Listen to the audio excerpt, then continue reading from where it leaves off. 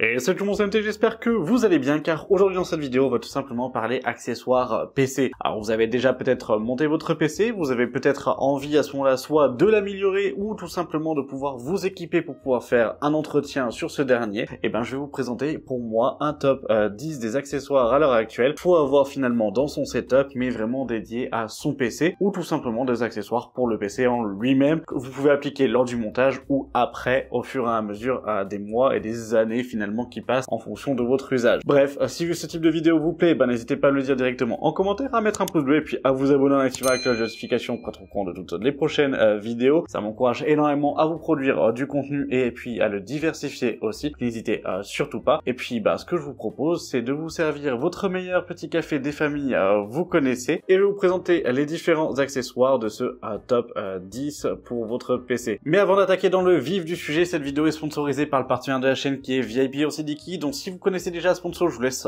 simplement un timecode juste en dessous. Sinon, je vous laisse regarder à ce moment-là. Et puis après, on rentrera réellement dans le vif du sujet avec le top 10 des accessoires que je vous conseille pour améliorer votre PC. C'est parti. Et donc là, on se retrouve sur le site de VIP Sidiki. Nous, ce qui va nous intéresser, ça va être les clés Windows 11 et Windows 10. Windows 11 Pro, vous l'avez pour 27 €. Windows 10, ça dépend tout simplement de votre version. Donc ça, c'est vraiment à sélectionner en fonction de votre système d'exploitation. Vous avez les deux qui sont disponibles.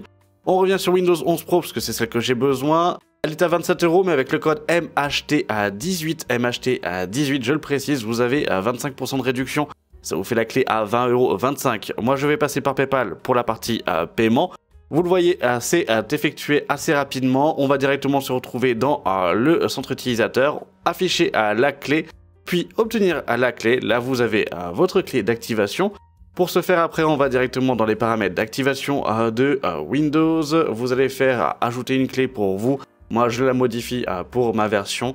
Après, vous la copiez, coller directement dans l'espace de la fenêtre prévue pour. Et votre Windows est activé pour 20 € grâce à VIP Sidiki. Et voilà, la sponsor étant terminée, on va directement attaquer par le fameux top 10 des accessoires. Et le premier accessoire, c'est tout simplement donc un kit de tournevis. Vous les connaissez, ce sont les tournevis de chez iFixit. Vous avez le kit Mako, qui est un kit qui permet de pouvoir avoir tous les embouts à l'heure actuelle qu'on va avoir besoin, que ce soit pour un PC fixe, mais aussi pour un PC portable, comme pour les consoles. Donc c'est clairement multi-usage, que ça soit aussi Apple, comme du coup pour en fait PC, ça clairement vous allez pouvoir tout réparer avec. Au moment où je tourne la vidéo, il est en promotion à 40 €, mais même à 55 €, ça reste vraiment en fait un bon kit. Et ça, vous pouvez y aller. Ce sont des outils qui durent vraiment bien dans le temps, donc ça, il y a aucun problème. Comme vous pouvez le voir, moi, je l'ai acheté en 2022 et aujourd'hui, j'ai toujours pas de problème en fait avec. J'ai aussi le kit Manta, donc qui est quand même beaucoup plus gros, mais franchement, aucun problème en fait avec ça. Et c'est pour ça que je vais vous le conseiller en fait dessus. C'est pour moi, un tournevis, c'est un peu essentiel dès le moment où on veut faire du nettoyage, dès le moment où on veut justement changer de compo ou autre en fait à ce moment-là, on va en avoir forcément besoin. Et là, au moins, vous avez un kit de précision et au moins vous pouvez en fait à ce moment-là démonter tout ce que vous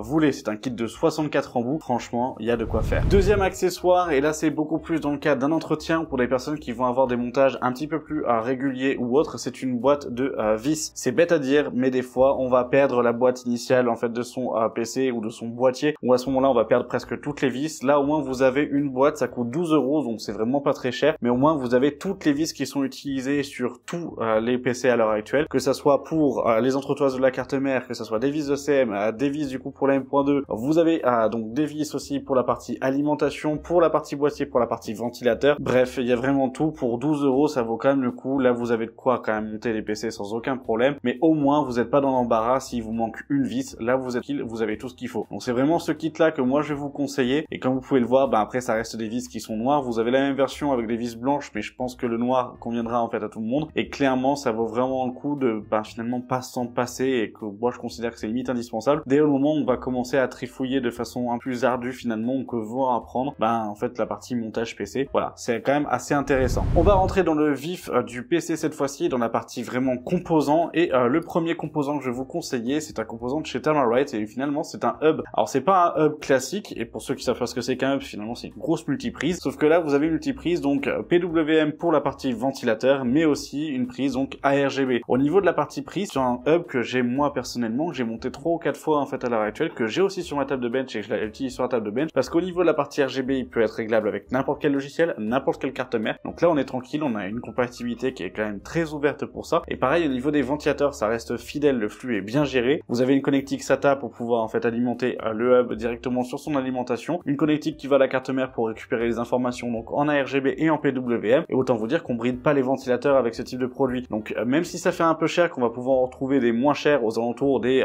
15 € ou autre, je vous conseille de mettre le prix, d'y passer avec du 21 € à ce moment-là. Vous avez jusqu'à 8 ventilateurs et 8 ventilateurs, donc 8 prises ARGB. Ça peut gérer aussi des bandes de LED, par contre il faut faire attention quand même à la longueur, hein, ne mettez pas des bandes de LED de 5 mètres, mais franchement ça reste largement ok, et donc pour 23 € pour moi ça reste vraiment un très bon appareil, et je peux vous le conseiller sans aucun souci, si vous avez le besoin, avec des configurations plus ou moins grosses bien évidemment. Là on rentre dans l'esthétisme directement de votre configuration, avec des câbles modés, et la partie câble modé, alors là c'est plutôt des rallonges plutôt que des câbles modés, hein, excusez-moi pour le terme, donc c'est finalement des rallonges, c'est vous venez clipper donc le produit directement sur le câble d'alimentation initial de votre bloc d'alimentation. Ce sont les Easy DIY Fab, ils sont quand même de bonne qualité, ils durent dans le temps, donc ça il n'y a pas réellement de souci. Vous avez des produits finalement qui sont pas très chers, on se retrouve aux alentours donc là des 33 €, mais vous en avez par exemple d'autres en fonction des couleurs qui vont être moins chères, donc là par exemple on est à 30 € pour les noirs, vous êtes à 30 € pour les noirs et violets, donc c'est quand même assez sympathique, il y a plusieurs déclinaisons, mais c'est surtout que les câbles sont beaucoup plus souples que les 3/4 des câbles qu'on va pouvoir retrouver sur le marché. Donc des fois dans des petites configurations ou dans des configurations où c'est un petit peu biscornu, bah là au moins vous pouvez mettre ce type de câble là, le câblage est quand même assez souple tout en restant quand même assez, je vais pas dire ferme, mais assez costaud d'un point de vue qualité, donc on peut y aller. Peut-être que certains des plus anciens vont s'en souvenir en fait aussi, mais on avait vu aussi que c'était du rebranding de chez Thermaltake, c'est-à-dire que Thermaltake vous vend les mêmes câbles finalement à une 70 € en fait si on peut dire ça, alors que c'est exactement les mêmes produits, les mêmes boîtes ou autres. Clairement, ben ça vaut quand même plus le coup de partir sur ça et de faire une économie. Pour 30 € vous rajoutez de l'esthétisme directement, donc là je vous aurais dit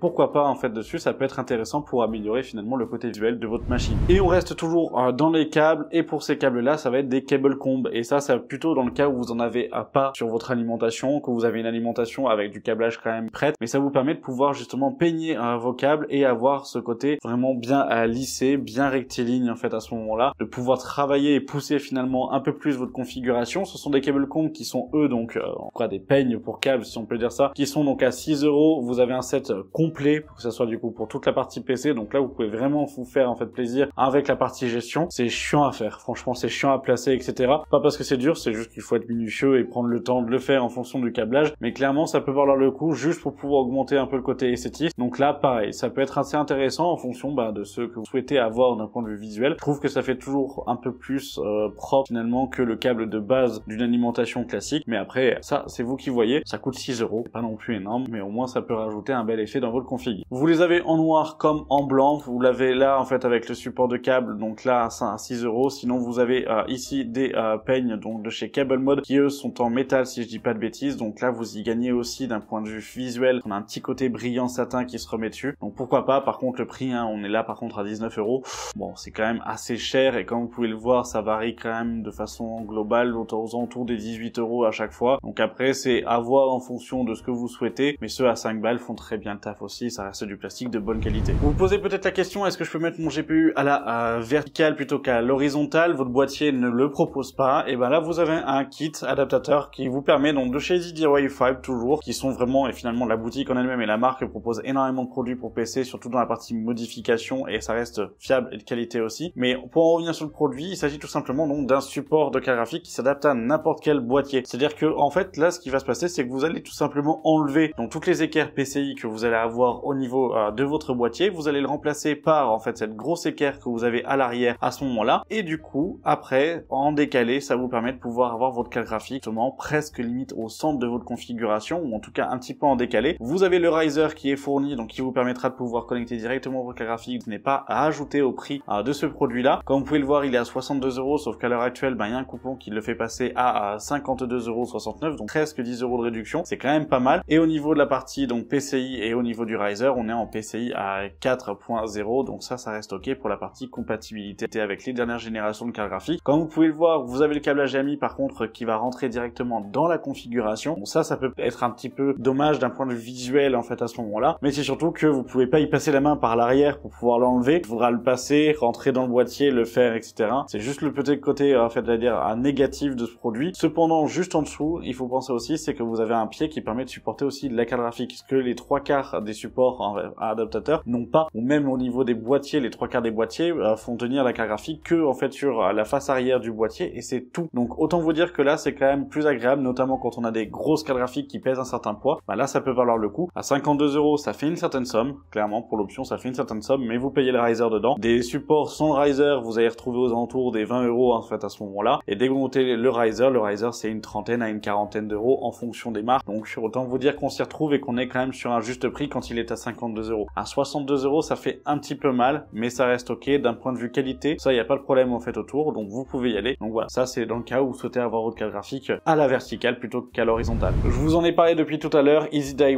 Easy DIY c'est une marque finalement que j'affectionne. Alors ils sponsorisent absolument pas cette vidéo, ils m'ont jamais contacté et je les contacterai pas, mais clairement en fait pour vous donner un ordre d'idée de la puissance qu'ils ont d'un point de vue innovation, si on peut dire ça, c'est qu'ils vous proposent carrément par exemple là donc les derniers câbles de chez Nvidia, donc les 12 VHPWR avec des différents adaptateurs, donc soit avec un coude à 90 qui vous permet de pouvoir mettre carrément votre câble d'alimentation juste en dessous, soit un coude aussi à 90 par le dessus. Donc comme vous pouvez le voir là, on peut avoir donc un câble qui va passer directement sur la carte graphique. Alors ça je vais peut-être pas trop le conseiller parce qu'au niveau de ces points là ça risque de pouvoir chauffer. C'est que ces câbles là ont quand même certains soucis en fonction, donc je vous conseillerais plutôt l'angle à 90 directement en bas pour éviter justement de plier le câble et pouvoir l'avoir en fait correctement. Donc ça pourquoi pas, mais surtout ce que je vais vous conseiller ça va être ce de câble là. Alors là c'est un câble donc 24 pins, celui de la carte mère que vous allez mettre, qui permet de pouvoir en fait mettre votre câble d'alimentation principal en 90 degrés. Alors là si vous aviez pris des peignes en fait à ce moment-là pour pouvoir le mettre, pas ultra évident, mais par exemple pour vous donner un ordre d'idée, vous pouvez quand même avoir des peignes sur la partie visuelle, mais vous avez donc votre 24 pins qui arrive directement donc dans la carte mère avec un beau petit liseré en fait RGB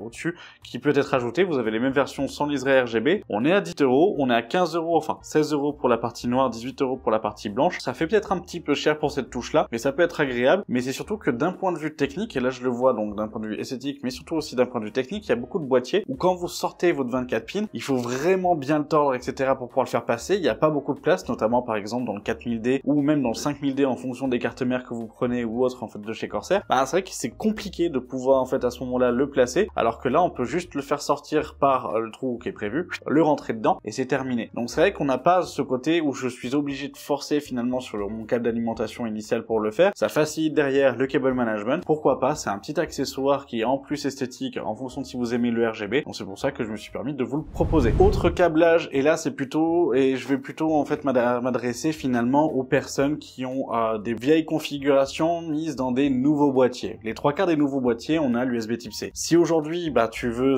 à ce moment-là juste changer ton boîtier, mais que ta config te suffit, que tu avais juste envie d'un renouveau d'un point de vue esthétique ou tout simplement d'un point de vue performance, gagner en performance par un airflow de meilleure qualité, tu te retrouves peut-être avec une prise USB type C que tu n'utilises pas, bah parce qu'elle est présente, mais que ta carte mère n'en avait pas à l'époque. Et ben là c'est un convertisseur, donc c'est un petit connecteur qui permet de pouvoir convertir la prise USB type C en USB 2 en interne. Il faut quand même le prendre en compte, c'est que ça va directement sur en fait la carte mère, comme vous pouvez le voir juste ici, et finalement vous pouvez y connecter directement donc votre USB type C. Alors je tiens quand même à spécifier, et c'est ce qu'ils mettent directement sur la photo, c'est le cas en fait à l'heure actuelle, vous n'avez pas la charge rapide, vous n'avez pas le taux de transfert et vous n'avez pas du coup la même chauffe. Je tiens quand même à le préciser, alors je parle de chauffe du câble, etc. en fait dessus. Alors, en termes de qualité, ça reste ok, en termes de transfert, vous avez du coup toute la partie périphérique ou autre qui est trouvée. C'est plutôt dans le cas où vous souhaitez vraiment utiliser en fait votre prise USB type C de façade, ça coûte pas très cher, on est à 13 € en fait à ce moment-là. Vérifiez simplement que votre carte mère est bien 2 voire 3 USB internes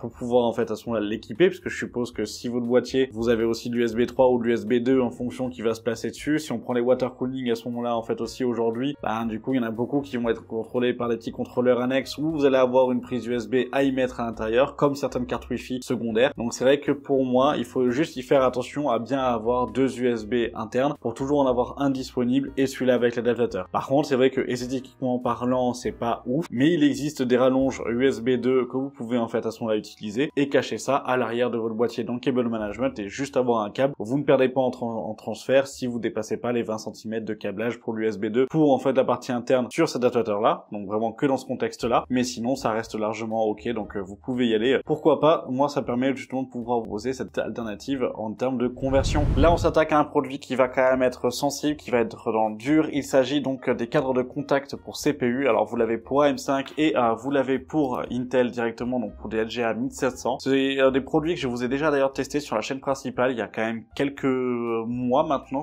presque un an, c'est pas de bêtises. C'était là pour la sortie, voire même 2 ans en fait, c'était pour la sortie des 12e générations. Et autant vous dire que là, on est quand même sur un produit qui vaut le coup parce que vous gagnez en performance, que ça soit du coup sur Intel ou maintenant que ça soit sur les AM5 aussi. Donc les Secure Contract Frame permettent vraiment de pouvoir en fait à ce moment-là améliorer les performances de votre processeur et de votre système de refroidissement directement. Pour 18 €, ça vaut le coup. Franchement, ça vaut le coup de pouvoir partir ce produit-là. Donc vous avez les deux. De toute façon, je vous mettrai tous les liens en description, donc ça n'hésitez pas. Mais c'est vrai que ça vaut le coup. Par contre, attention, et ça je le dis bien dans ma vidéo, donc de toute façon je vous la remets dans le petit en haut à droite en fait en fonction. Mais faites attention parce que là vous touchez aussi à l'intégrité de votre carte mère, c'est-à-dire vous enlevez finalement le support initial de fixation de votre processeur pour pouvoir placer celui-ci par-dessus. Donc il faut en prendre en compte, il faut faire ça délicatement, donc vraiment en fait attention à ce moment-là, à pas faire de bêtises. Je vous remets la vidéo, vous avez tout en fait à ce moment-là dedans et comme ça vous permettra de voir ce que ça donne. Dernier produit qui est finalement un petit produit, mais qui pour moi je trouve est essentiel tout aujourd'hui, c'est que aujourd'hui vous avez de plus en plus de grosses cartes graphiques et le fait que les cartes graphiques viennent à pencher ou à carrément à se désaxer, voire casser en fait des cartes mères, ben c'est quand même important de pouvoir les supporter. Alors vous allez me dire, ouais je peux prendre les supports qui sont fournis des fois avec, comme les MSI etc à l'horizontale. D'une, personnellement je trouve ça moche, de deux, je pense que ça soit en fait ultra efficace parce que bah au fur et à mesure ça va aussi pencher. Derrière c'est une boîtier de mauvaise qualité, c'est la partie arrière du métal qui va venir en fait à se courber et qui va guider finalement la carte graphique vers le bas. Ce que je vous conseille à ce moment-là, c'est de partir directement sur le cul de la carte graphique et de mettre un pilier, donc au niveau du cache alimentation jusqu'à la carte graphique pour pouvoir en fait la supporter. Et là au moins vous êtes kill. Et c'est pour ça que je vais vous conseiller ce dernier qui est à 10 €. Vous avez donc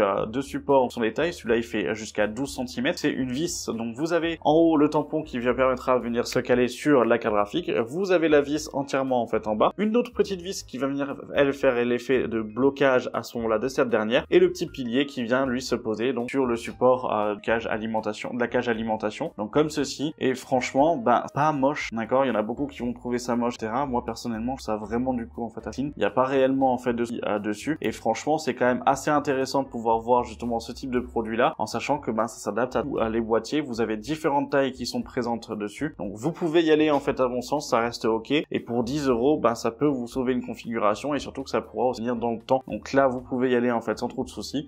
Voilà, moi c'est un produit que j'utilise dans des boîtiers de moyenne taille en fait finalement. Et voilà, j'espère que du coup vous avez trouvé un petit peu chaussure à votre pied, que vous connaissiez peut-être pas tous ces accessoires. Je pense que certains vous les connaissez. Dites-moi dans les commentaires si vous souhaitez avoir plusieurs éditions à ce moment-là, que ce soit pour PC, setup ou autre en fait directement. Ça peut être ultra intéressant. Pour moi du coup c'est vrai que c'est quand même aussi très intéressant de pouvoir vous proposer ce type de produit parce que ben, y en a des fois où vous les connaissez pas, notamment la partie adaptateur etc. Donc c'est quand même assez cool de pouvoir en fait à ce moment-là vous montrer ce type de produit. Tous les liens sont en description, donc n'hésitez pas en fait à ce moment-là à y aller et à y faire un tour et à checker si les produits vous ont intéressé, bien évidemment. N'achetez pas si vous n'en avez pas le besoin ou si vous n'avez pas l'intérêt, hein, ça ne sert strictement à rien, faut pas gâcher. Et puis ben si vous avez aimé cette vidéo, n'hésitez pas à me le dire directement en commentaire, à mettre un pouce bleu et puis à vous abonner en activant la cloche de notification pour être au courant de toutes les prochaines vidéos. Ça m'encourage énormément à vous produire du contenu et comme je l'ai dit à diversifier ce type de vidéos. Et puis moi je vous dis à la semaine prochaine pour une vidéo tech sur la chaîne. Je vous remercie d'avoir regardé la vidéo jusqu'à la fin. C'était MT. Salut!